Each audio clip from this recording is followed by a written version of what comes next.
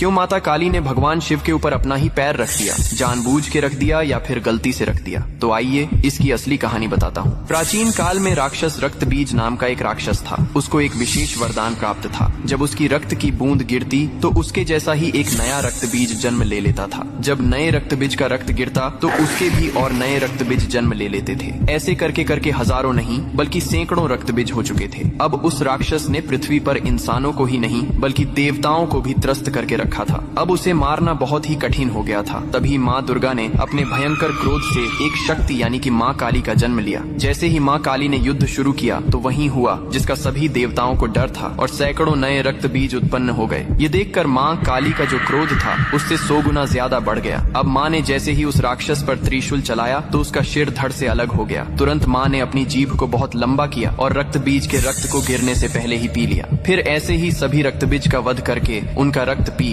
कर उनका क्रोध अब 100 गुना से 200 गुना बढ़ गया था। धरती कांपने लगी थी, समुद्र मथने लगे थे, देवता भयभीत होकर इधर उधर भागने लगे थे। तब देवताओं ने भगवान शिव से प्रार्थना की, हे महादेव, आप ही माता काली के संताप को शांत कर सकते हैं। शिव ने देवताओं की पुकार सुनी और माँ काली के सामने युद्ध भूमि में पहुंच गए। लेकिन माँ अपने तांडव में इतनी लीन थीं कि उन्होंने शिव को भी नहीं देखा। तभी भगवान शिव ने स्वयं माता के चरणों में लेट गए। जैसे ही माँ काली का पैर अनजाने में शिव के सीने पर पड़ा, तुरंत उनका क्रोध शांत हो गया। उन्होंने नीचे देखा तो अपने प्रिय पति शिव थे। यह देखकर उनकी जीभ शर्मिंदगी से बाहर निकल आई। इसके बाद शिव ने मुस्कुराते हुए कहा, हे माँ, तुम्हारा यह रूप सृष्टि के संतुलन के लिए था, लेकिन यह रूप अब धरती पर बहुत धाम से पूजा जाएगा। यही कारण है कि